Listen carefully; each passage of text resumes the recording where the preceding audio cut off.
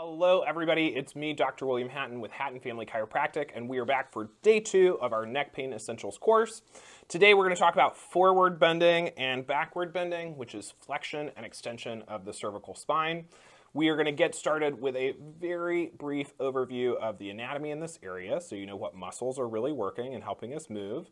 Then we're going to get into posture and ergonomic ideas. We're going to talk about the range of motion of your neck. And then we're going to get to the meat and potatoes. I'm going to give you some exercises to help with your neck pain, okay? So again, there are lots of muscles in the neck, and we're going to kind of break this down into what muscles are functioning for what motions, okay? So we've got these really big muscles on the back side of the neck. We're talking about the trapezius, which inserts here at the back of the head. It runs down kind of kite-shaped all the way out to the edges of the shoulders, and then it comes down to kind of the center of our mid-back. That is one of the largest muscles. It helps us extend our head like this, but we also have muscles on the front side of our neck that let our neck bend forward.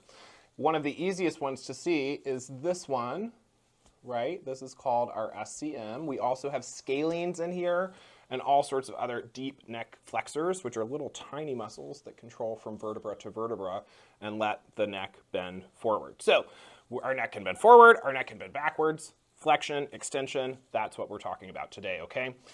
I also want to get into posture and ergonomics. Ergonomics is kind of the way that our daily lives interact with posture and then the world around us, okay? So our ability to use space in a biomechanically friendly way. And I want to talk to you about text neck or forward head posture, okay?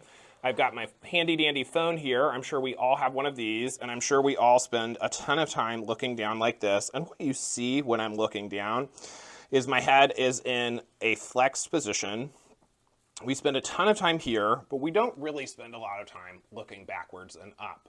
So we are losing, believe it or not, the curve in our neck, because you'll see on our next slide, the neck should have a little curve where the top of the head is behind these front bones, and it curves forward and then eventually comes back so that the top bone in the neck and the bottom bone in the neck are directly above each other. That's what we should see if we took an x-ray.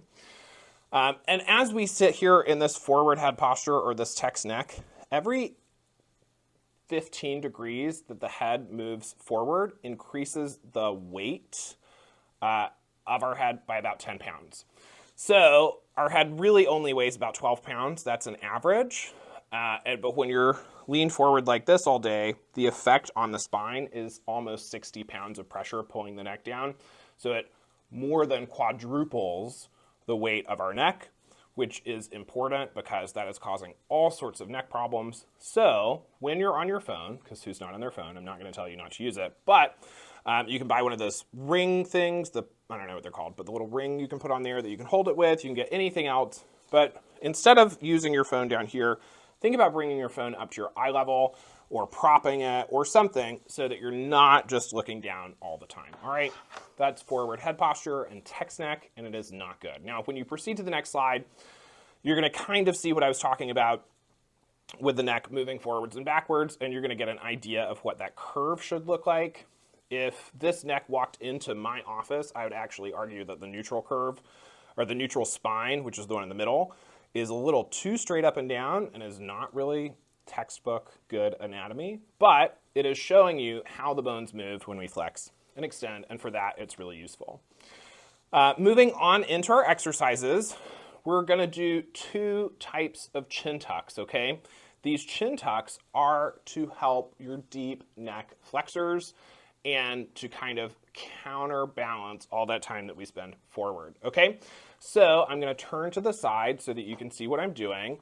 And of course, in the examples you have, these are all done laying down, but you'll at least get an idea of what the motion should look like.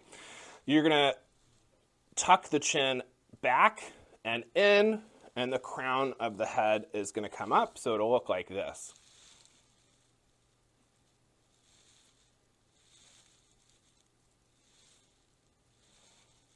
Right? That's a chin tuck.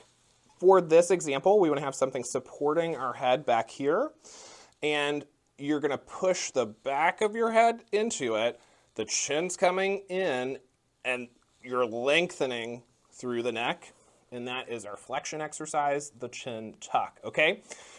If you are able to pull through 2 to 3 sets of 10 repetitions each, and you're like, that's no thing, it's really easy, I'm ready for something more challenging, then go ahead and try our advanced chin tuck with a lift.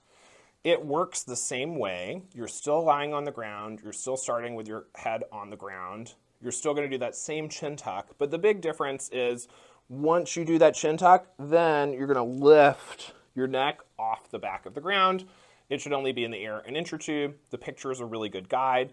Follow that and try those out if you feel like the basic exercise was not enough for you, okay? You're still going to do 2 to 3 sets of 10 repetitions each. Do these once or twice a day. Now, we're going to talk about neck extension. Neck extension, again, is bringing the head backwards and letting the chin come up in the air. This first one is a seated neck extension. It is just that easy. I invite you to do this. You can do it at work, you can do it at your office, you can do it, well, I wouldn't do it driving because that you need to be watching the road. But, you know, if you're stopped at a red light, feel free to knock out a couple of neck extensions. But again, it's just going to look like this. You can even pretend like you're tracing a circle with your chin as you do it.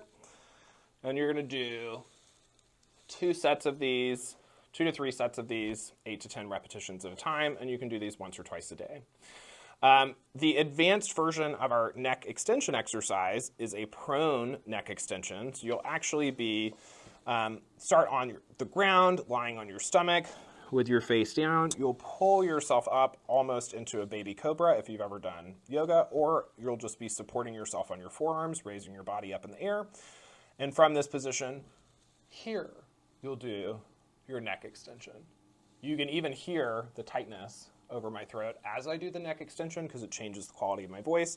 That's how you know you're fully getting that extension through the neck. It will change how you sound because of the way the trachea is being pushed in this exercise. So if you were not sure if you're going back far enough, if you try talking and the sound of your voice changes, you have probably extended back far enough.